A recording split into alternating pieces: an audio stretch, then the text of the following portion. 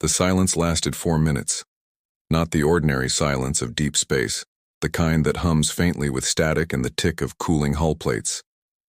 This was a different silence, the kind that comes after something has been torn out of the world, and the world hasn't yet noticed the hole. 4 minutes after the Kharrun Dominion opened fire on the Meridian anchor, every human freighter, hauler, tug, and courier ship inside 11 light-years began quietly recalculating its course. They didn't wait for orders. There were no orders yet. Fleet Command hadn't even finished parsing the first distress ping. But out in the dark, in cargo holds full of ore and medicine and scrap steel, something older than any chain of command had already made up its mind. The Meridian anchor wasn't a warship. It had never pretended to be one. It was a trade station, a joint venture between 11 Earth logistics guilds, built in the shape of a slow-turning wheel 8 kilometers across, with docking spurs like the spokes of a broken umbrella.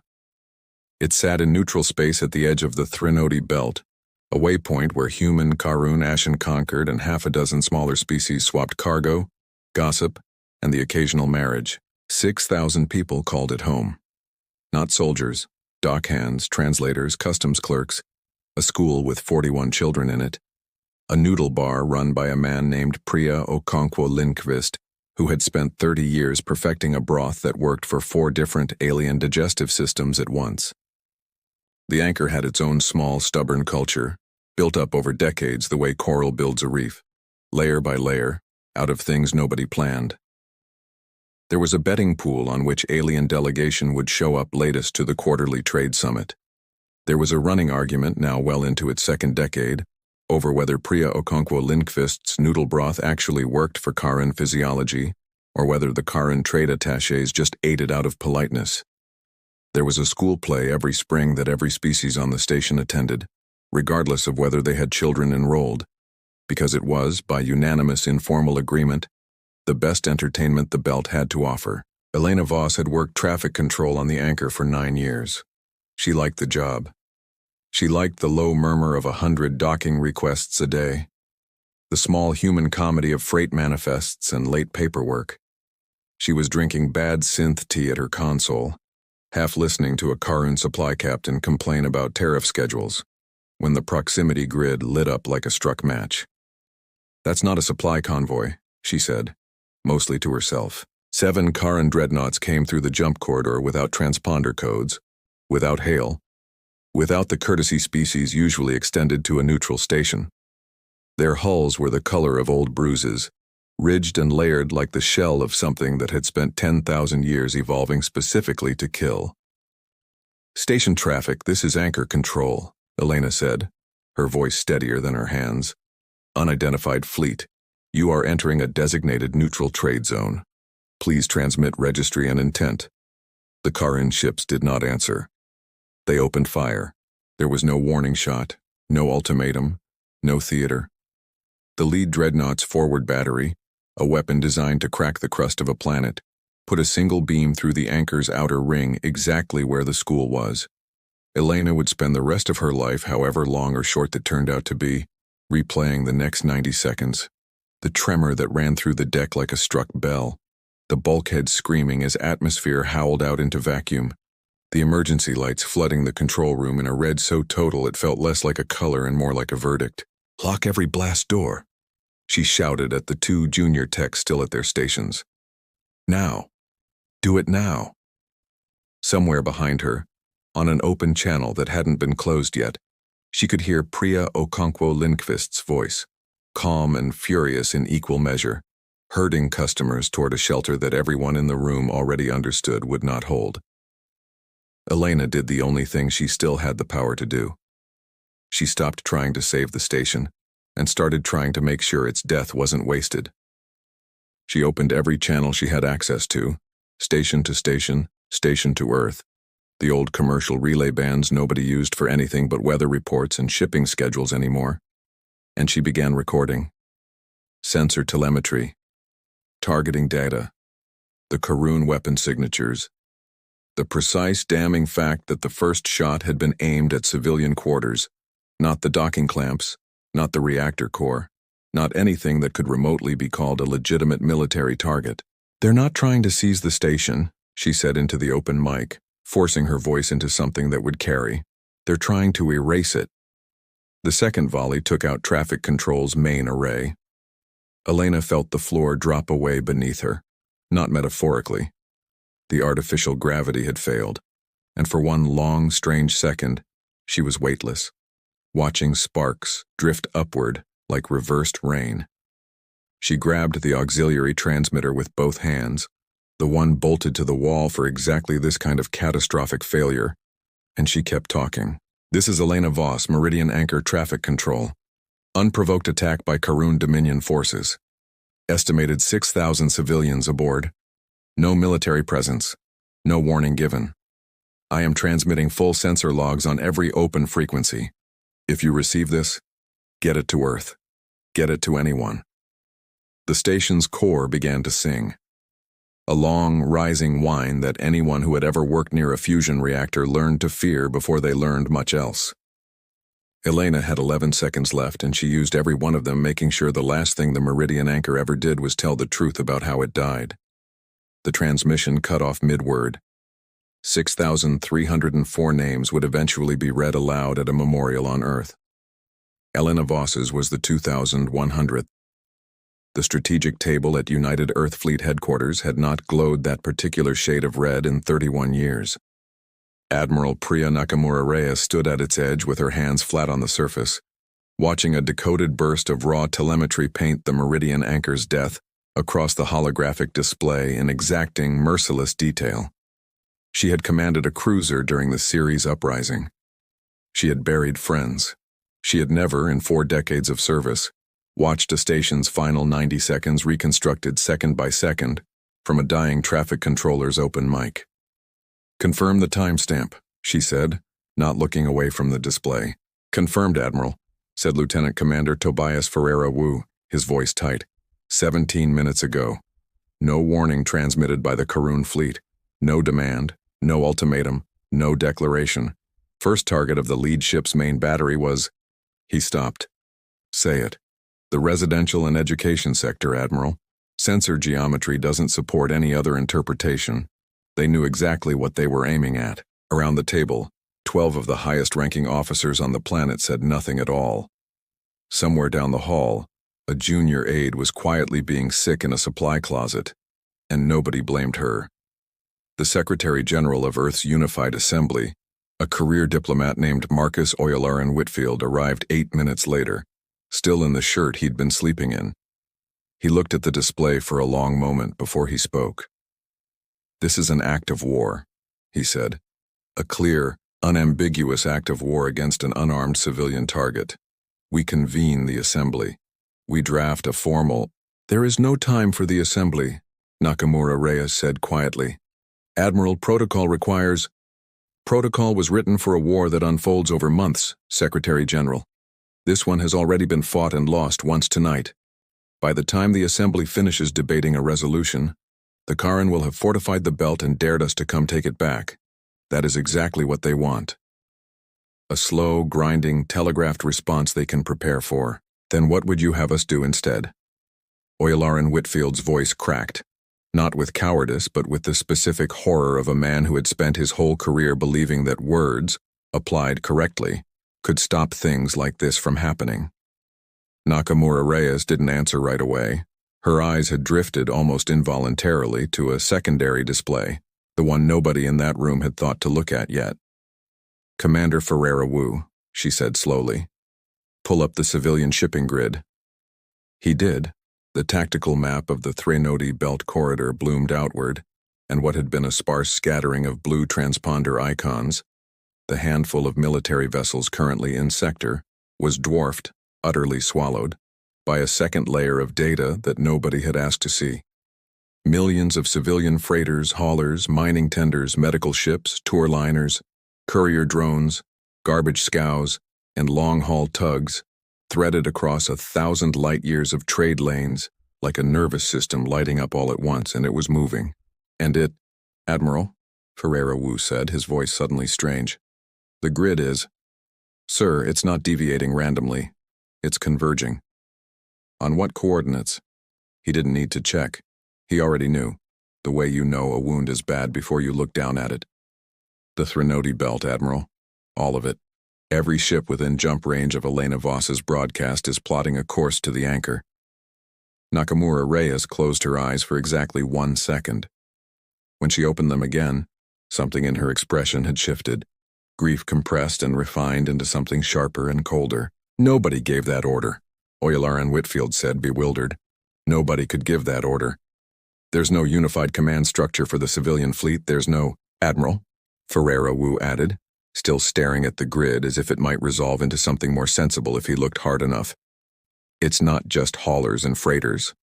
I'm reading agricultural transports, orbital ferry services, a fleet of decommissioned survey ships that were supposed to be scrapped next quarter. Sir, I'm even reading 3 independent asteroid mining consortiums that have been suing each other in commercial court for the better part of a decade. They've all stopped litigating and started plotting the same jump coordinates. They don't need one, Nakamura Reyes said. They just watch their own people burn alive on an open channel. Get me every armed naval vessel within 3 jumps of the belt. Cancel all leave. We are not sending our fleet to fight a war.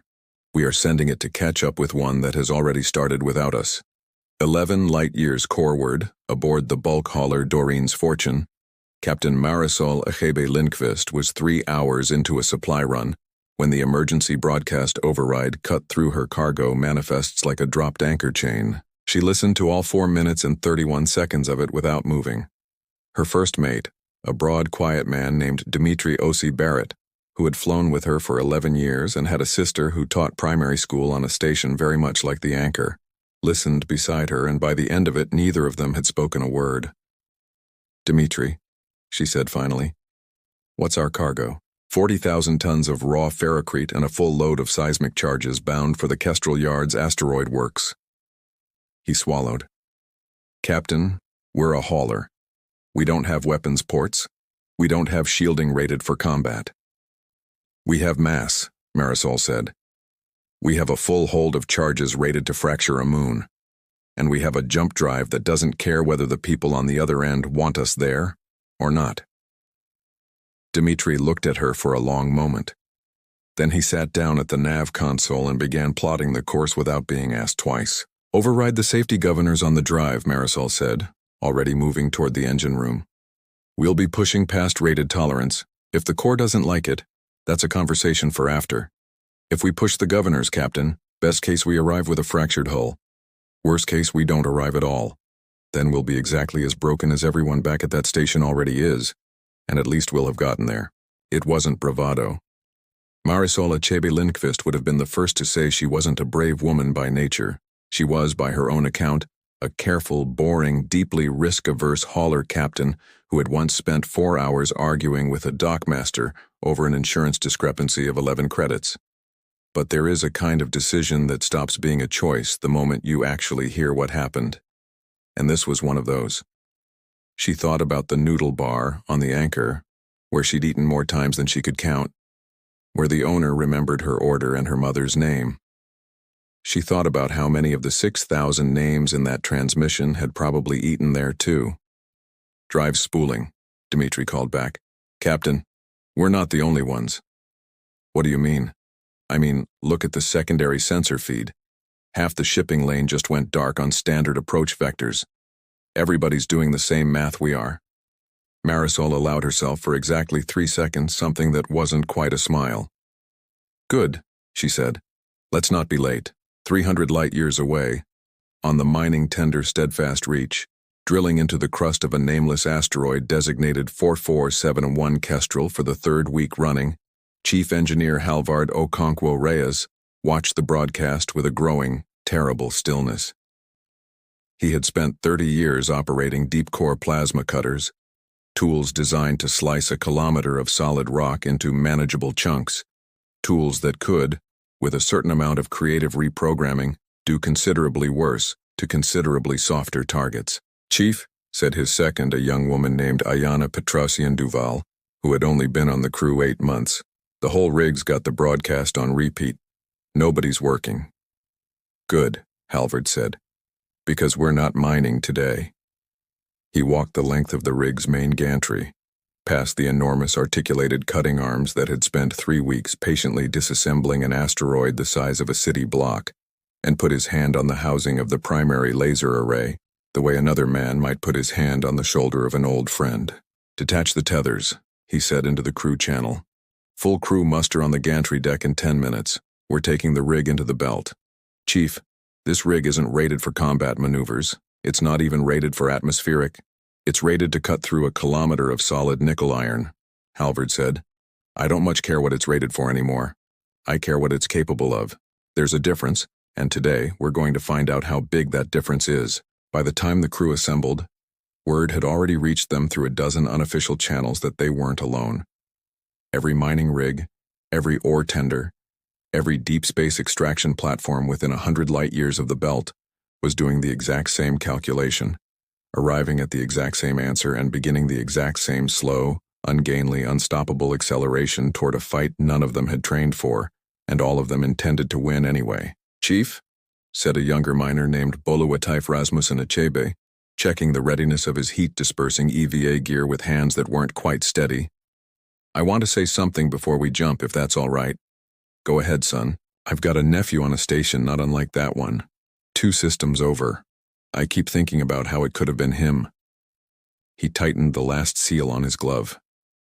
"I just want it on record that I'm not doing this because I think we're going to win some big, glorious battle. I'm doing it because I couldn't live with myself if I sat here mining rock while that broadcast played on repeat, and I did nothing." "Nobody here thinks it's glorious," Halvard said quietly. "It's a demolition job, same as any other. We just haven't done one on something that shoots back before."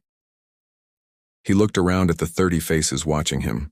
Welders, riggers, cutter operators, people who had spent their careers being the last ones anyone thought to call heroes. "That doesn't change how we work. We go in careful, we go in together, and we bring each other home, if there's any home left to bring anybody to. Understood?" The crew answered as one, and if the sound that came back wasn't quite a cheer, it wasn't far from it either. The low, grim, determined assent of people who had already decided, and only needed to hear it said aloud. Not every vessel converging on the Threnody Belt carried cargo that could be turned into a weapon.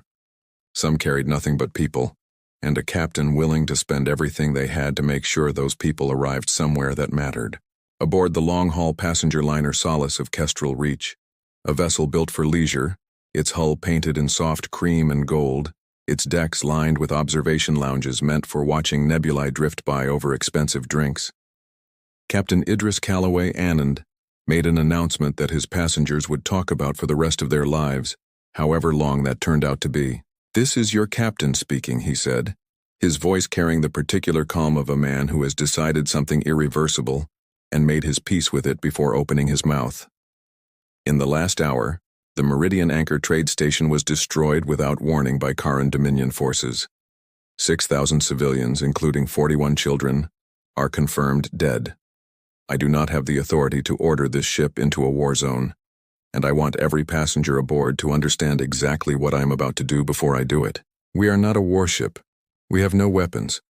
What we have is a full medical bay, 4,000 emergency environment suits, and a hull large enough to carry survivors, because there will be survivors, out there in that debris field, people who need rescue faster than any military vessel can reach them. I am altering course for the Threnody Belt. Any passenger who wishes to disembark at the next waypoint may do so with a full refund and my genuine apology for the inconvenience. Anyone who stays should understand we may be putting ourselves in harm's way to reach people who need us."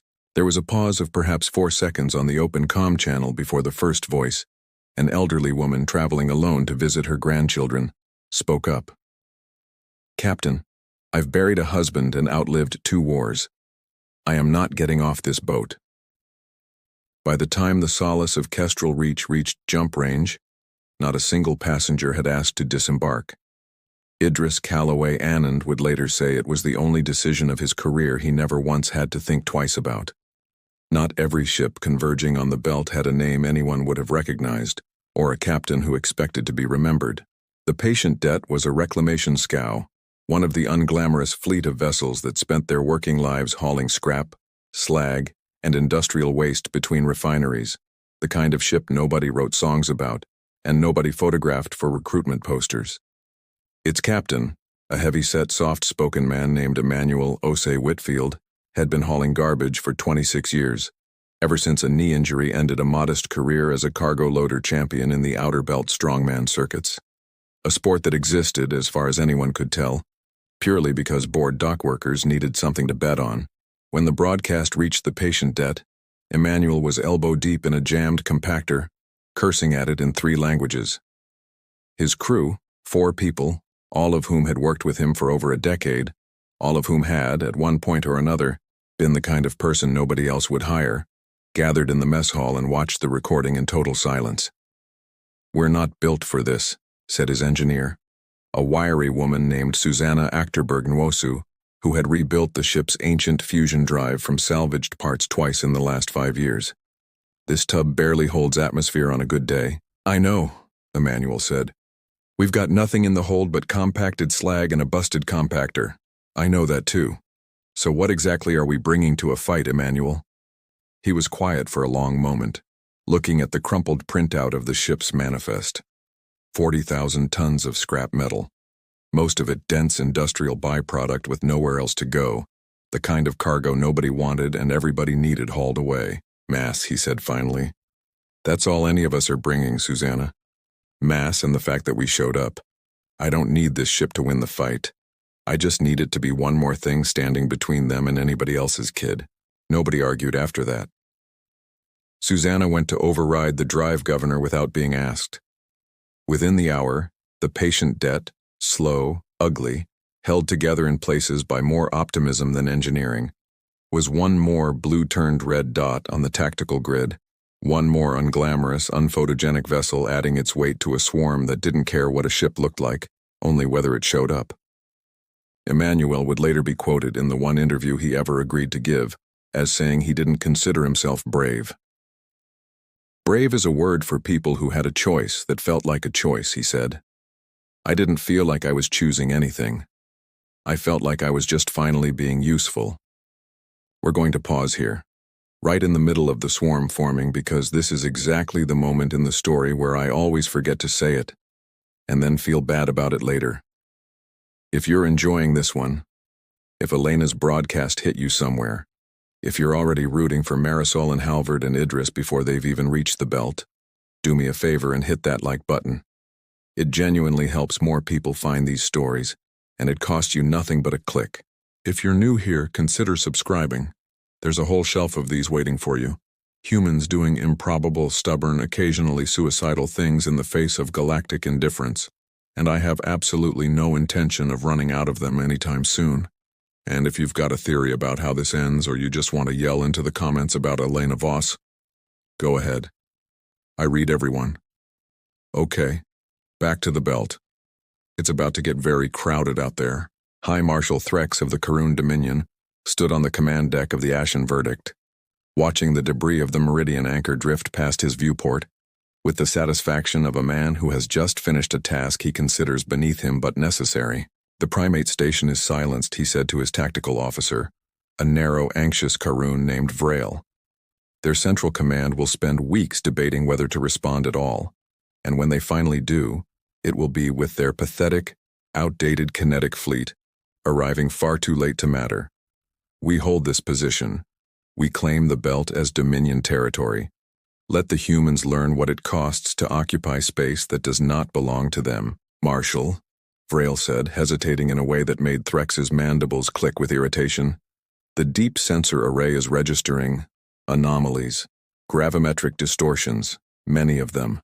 A relief convoy, no doubt, sluggish and unarmed. The mass signatures do not match relief vessels, Marshal. They do not match warships either. The profile is inconsistent, fragmented, as though thousands of unrelated vessels are all attempting to arrive at the same coordinates at once." Threx turned from the viewport, his composure fraying at the edges for the first time since the attack began. "How many?" "I count. Marshal, I cannot get a stable number. 40, 400, 4,000. The sensor grid is saturating. Outside the viewport, the black calm of the belt began, very slowly to boil. It did not arrive as a disciplined military formation, the neat blossoming aperture of a coordinated fleet jump. It arrived as 100,000 separate, uncoordinated ruptures in the fabric of local space. Drives never designed to fire in such proximity, all tearing open within seconds of one another. The gravimetric shockwave alone enough to shove the Kharrun vanguard backward on its inertial dampeners. None of it was in formation. All of it was moving in the same general direction, with the specific, terrible patience of a species that had stopped calculating the odds and started simply arriving. "Marshal," Vrail whispered. "What is this?" "Open a channel," Threx said, and for the first time in his long decorated career his voice did not sound entirely steady. "Order them to disperse." The channel opened onto chaos. Thousands of overlapping human voices, none of them coordinated, none of them following any recognizable chain of command, and all of them saying, in one form or another, the same thing. "This is the Doreen's fortune. We saw what you did to Elena Voss's people. We're not here to negotiate. Iron vein tender steadfast reach, cutting arrays hot. Let's see how you like being the rock for once. Solace of kestrel reach, medical bay standing by. We're not shooting at anybody. We're just going to be here when this is over, picking up whoever's left." "Good," Marisol said, a wild, aching grin spreading across her face even as blood ran from a gash above her eyebrow. "Means we're close enough. Divert everything we've got left to the forward thrusters. Arm the seismic charges. Set them to detonate on impact. We're not throwing this cargo at them, Dimitri. We're delivering it. The Doreen's fortune, 80,000 tons of failing hull and 40,000 tons of ferrocrete and high-yield seismic charges, drove itself directly into the flank of a Kharrun cruiser at a speed no sane engineer would ever have signed off on. The resulting explosion turned night into day across 100 kilometers of the debris field, snapped the cruiser's spine in a single silent instant, and sent a shockwave rolling outward that staggered 2 more Dominion vessels out of formation. It was, by any conventional military standard, a suicide run. It was also, by the time the light faded, only the first of dozens. Halvard Okonkwo Reyes brought the steadfast reach alongside a Kharrun escort corvette with the same unhurried, methodical patience he'd have used cracking open an asteroid, and put the mining rig's primary cutting laser, a beam engineered to shear through a kilometer of solid nickel iron, directly through the corvette's engine housing. The corvette didn't explode so much as come apart, seam by seam, the way a poorly welded joint gives way under sustained stress. "Chief," Ayana called, "we've got 3 more corvettes converging on our position. Then we'll keep cutting until we run out of hull to cut," Halvard said. And meant it. Aboard the Solace of Kestrel Reach, Idris Calloway Anand held his ship steady at the edge of the fighting, medical bay doors open, tractor beams extended, hauling survivors out of the wreckage of ships that hadn't made it.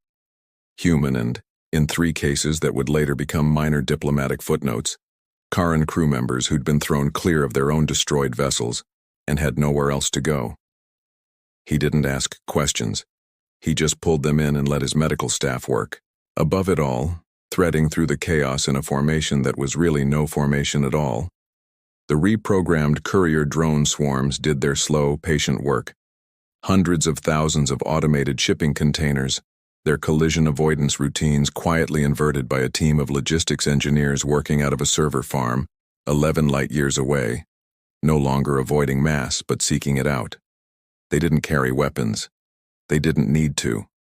20 tons of steel, moving at a meaningful fraction of light speed, doesn't need an explosive warhead to matter, and by the 100,000th impact, a Kharrun support cruiser that had survived 3 previous engagements found itself sanded, slowly and inexorably, down to its structural skeleton.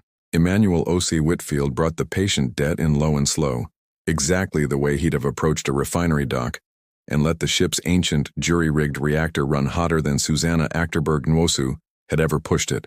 40,000 tons of compacted scrap metal, released from the cargo bay in one long, ugly cloud, drifted directly into the path of a Kharrun corvette attempting to reposition.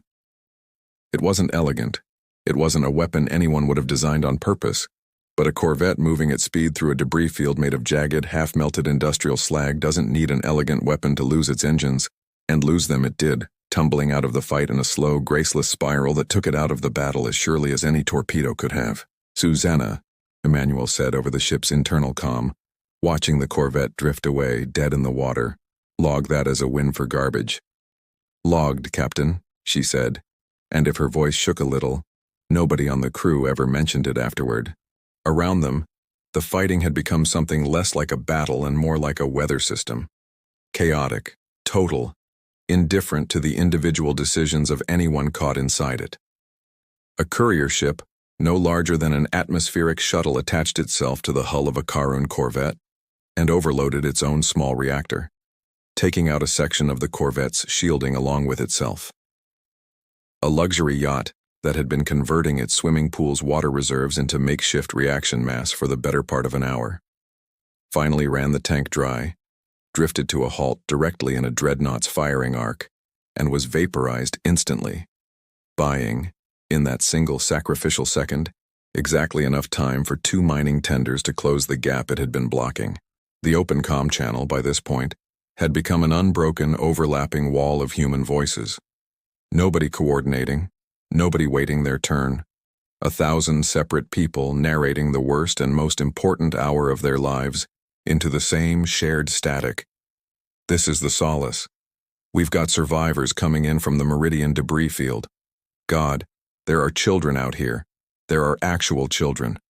Iron vein, tender, steadfast reach. Second cutting arms down. Still got one working. Still cutting. Patient det confirms corvette disabled. Repeat. We got one with the garbage. Somebody put that on my headstone. This is the Doreen's Fortunes escape pod. Captain Achebe Lindqvist didn't make it off the ship. She stayed at the helm. She wanted that on record. She wanted her name on record. Admiral Nakamura Reyes, listening to the raw feed from the bridge of the UN dreadnought Perseverance, removed her cap for exactly 4 seconds, a gesture none of her staff had ever seen her make before, and none of them would ever mention afterward, before putting it back on and giving the order that would define the rest of the engagement. "All naval vessels, break formation," she said. "Follow the civilians into the breach. Give them covering fire wherever you can find them. We do not let them finish this alone." On the bridge of the Ashen Verdict, High Marshal Threx watched his vanguard fleet, 60 dreadnoughts strong an hour ago, dwindle by the minute, not through any coordinated military stratagem he could identify and counter, but through sheer, relentless, grief-fed volume. Every simulation the Dominion War College had ever run assumed an enemy that valued its own survival above its objective.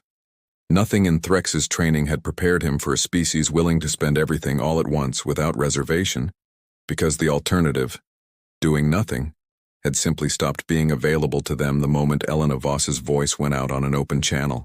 "Marshal," Vrail said, "radiation readings from the flagship's core are spiking. We are venting reserves faster than projected. If this continues..." "Spool the singularity drive," Threx said. "We withdraw. Immediately." The withdrawal did not go as planned. A squadron of heavy towing rigs, vessels built for the unglamorous work of dragging derelict hulks out of shipping lanes, piloted by men and women who had spent their careers being politely ignored by every military strategist in human history, emerged from the debris field with their gravimetric tow cables already charged. "This is Halvard Okonkwo Reyes," came the voice over the open channel, flat and utterly without malice, the voice of a man doing a job. "Iron Vein Collective and Ashworth. Towing, synchronize harpoons. Let's anchor this one down before it runs." 12 tow cables slammed into the Ashen Verdict's hull and locked. "Marshal, we are anchored," Vrail said, his voice climbing toward panic. "Local mass has increased by nearly 400%. If we engage the singularity drive under this load, it will tear the ship apart from the inside." "Then shoot them down," Threx snarled. "Point defense is offline, Marshal. The drone swarm disabled it 11 minutes ago." Threx stood very still for a long moment, watching his flagship, the pride of the Dominion Vanguard, a vessel that had subjugated 3 star systems before Threx had ever set foot on its bridge, hang-trapped and helpless in a web of tow cables built for hauling scrap. Then the hull breaches started. Halvard's mining crew didn't wait for an invitation. They pressed their industrial cutting torches, tools rated for cracking open a planetoid's crust, tools that made a mockery of any conventional hull armor, directly against the ashen verdict's exterior plating, and melted their way inside section by section, deck by deck, with the same patient, unglamorous competence they'd have applied to any other demolition job. The interior of the flagship, all smooth violet curves and alien elegance, was not built to withstand people who had spent their whole lives learning how to take apart things far larger and far harder than any warship. Kharrun security forces who rushed to intercept them found their weapons fire splashing harmlessly off industrial radiation shielding designed to survive proximity to a star's corona. A miner who had never fired anything more dangerous than a rivet gun in his life tossed a seismic charge, rated for deep core blasting, down a corridor, and 3 decks lost pressure in the same instant. "Marshal," Vrail wept, watching the internal security feeds. "They are not soldiers. They are not taking the ship. They are dismantling it."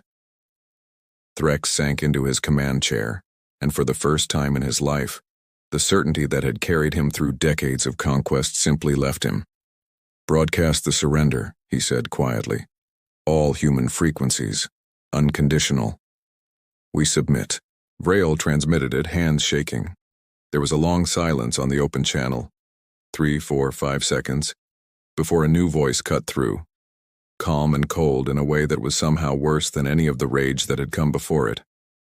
"Kharrun flagship, this is Admiral Priya Nakamura Reyes of the United Earth Military. Your surrender is acknowledged by my forces." A pause. "I command 71 naval vessels currently in this sector. I do not command the 12,000 civilian ships that answered Elena Voss's broadcast, and from where I'm standing, Marshal, they don't appear to be in a listening mood." Thrax looked out through the shattered viewport and understood, with a clarity that arrived far too late to matter, exactly what he had built with a single unprovoked shot at a school full of children. The Threnody Belt was quiet again by the time Earth's official relief convoy arrived, 31 hours after Elena Voss's broadcast had first gone out. It was not the quiet of an untouched system. It was the heavy, particular quiet of a graveyard that had, very recently, also been a battlefield. 9,200 civilian casualties were eventually confirmed among the vessels that had answered the call. Haulers, miners, tour operators, cargo pilots, men and women who had never trained for combat and had driven their ships into fire anyway, trading everything they had for the certainty that no one would ever again mistake human grief for human weakness. Admiral Nakamura Reyes stood on the observation deck of the Solace of Kestrel Reach, now serving as a temporary hospital, its cream and gold decks crowded with survivors, rescue crews, and the quiet, exhausted machinery of triage, and read the casualty figures on a datapad Idris Calloway Anand had handed her without a word. 9,200, she said softly. "The Assembly is going to want a very long explanation for this." "With respect, Admiral," Idris said, "I don't think the Assembly is who this needs explaining to." He was right. The belt sat inside the sensor range of a dozen independent trade networks, monitored by automated buoys belonging to species who had spent decades quietly wondering exactly how far a young, disorganized, and, until now, largely unmilitarized species could be pushed before it pushed back. The Kharrun had chosen the location for its visibility. They had wanted witnesses to humanity's humiliation. Instead, the galaxy had watched something else entirely. A decentralized swarm of cargo haulers, mining rigs, and passenger liners, none of them soldiers, none of them acting under any unified command, annihilate the vanguard fleet of one of the oldest military powers in the Orion Spur, not through superior technology or tactics, but through sheer, unbearable, collective refusal to let an atrocity go unanswered. Emmanuel Osei Whitfield brought the patient debt home under its own power, its hull scorched, its ancient reactor limping along at a fraction of capacity, Susanna Achterberg Nwosu holding the last of its containment field together with what she later described only as spite and duct tape. All 4 of his crew survived. He never did give a second interview. Halvard Okonkwo Reyes lost 11 of his 30-person mining crew inside the wreck of the Ashen Verdict, including Ayana Petrosian Duval, who had been aboard the Steadfast Reach for 8 months and had, in the last transmission anyone ever recovered from her suitcom, said only that she hoped her mother wouldn't be too angry with her for missing a birthday. Halvard read all 11 names aloud at the memorial 6 weeks later. in a voice that did not break once, and then went home and did not speak to anyone for 3 days. Idris Callaway Annan's solace of Kestrel Reach ultimately carried 912 survivors to safety, human and otherwise, and would spend the next 2 years quietly, informally, refusing to bill any of them for passage. When a reporter eventually asked him why, he said only that a ship built for comfort had finally found something worth being comfortable for. Word of what had happened at the belt reached the wider galaxy within days, carried not by official diplomatic channels but by the same automated trade buoys the Kharrun had hoped would broadcast humanity's humiliation. Instead, the Centauri Compact, the Vesk Trade Union, and even the notoriously insular Alari Combine all issued formal, almost identically worded inquiries to Earth's unified assembly within the same 72 hours. Not threats, not condemnations, but careful, deliberate requests for clarification on the precise boundaries of human-claimed space, phrased with the unmistakable caution of neighbors who had just watched something they badly did not want to provoke. Secretary General Oyalaran Whitfield, still hollow-eyed from 31 hours without sleep, drafted the reply personally rather than delegating it to a committee. It was 3 sentences long. It said that humanity's borders remained unchanged, that humanity remained, as it always had been, a species of traders and builders with no interest in conquest, and that the unedited censor logs of the battle were attached for any government that wished to understand exactly what happens when that patience runs out. Nobody who received it asked a follow-up question. In the weeks that followed, the surviving tow crews and mining rigs did not build a monument of marble or steel to the dead of the Meridian anchor. Instead, they dragged the shattered prow of the Ashen Verdict, scarred black metal, still bearing the torch marks of Halvard Okonkwo Reyes's crew, into a stable orbit directly above the wreckage of the station it had destroyed, and welded it there. A single beacon was mounted to the hull, broadcasting a short, unadorned message on every known frequency in every known language. Here the Kharrun Dominion learned what it cost to burn a school. We want peace, do not make us teach this lesson twice. For 1,000 years humanity had been considered a minor, fractious species, too busy hauling freight and arguing over tariffs to matter militarily to anyone. The Meridian anchor changed that permanently. The galaxy learned that a human warship, built with training and purpose, was a serious thing. But a human civilian, pushed past the edge of grief and handed a cargo hold full of raw mass, was something else entirely. Something no simulation had ever accounted for, because no simulation had ever tried to model what an ordinary person will do for a stranger's child. No Kharrun vessel ever approached a human trade station without full transponder clearance again. And on the second Tuesday of every month, in a quiet noodle bar 3 systems over, run now by Priya Okonkwo Lindqvist's nephew, there is an empty table by the window that nobody sits at, and nobody ever has to explain why. A documentary crew from the Earth Historical Trust spent the better part of a year tracking down survivors of the Battle of the Threnody Belt, and the transcripts of those interviews, later compiled and released to the public, tell the story in a way no tactical summary ever could. Admiral Nakamura Reyes, by then retired, sat for a long interview in a small garden outside Geneva, and was asked, near the end, whether she believed the civilian fleet's response had been the right one. "Right isn't really the word I'd use," she said, after a long pause. "It wasn't strategic. It wasn't disciplined. If I'd had the authority to stop it, I honestly don't know whether I would have. What I can tell you is that it worked, and that it worked precisely because it wasn't a strategy. A strategy can be predicted. Grief that large can't be. I don't think the Kharrun ever recovered from realizing that." Halvard Okonkwo Reyes asked the same question, was quieter. "I lost people I loved out there," he said. "People who had no business being anywhere near a battlefield, who were miners because they liked the quiet and the honest work of it. I don't know if I'd call it right. I'd call it necessary, and I'd call it the last time in my life I ever wanted to be necessary again." Idris Callaway Annan, still captaining the Solace of Kestrel Reach a decade later, kept a single framed photograph in his ready room. Not of the battle, not of the wreckage, but of the elderly passenger who had told him she wasn't getting off the boat.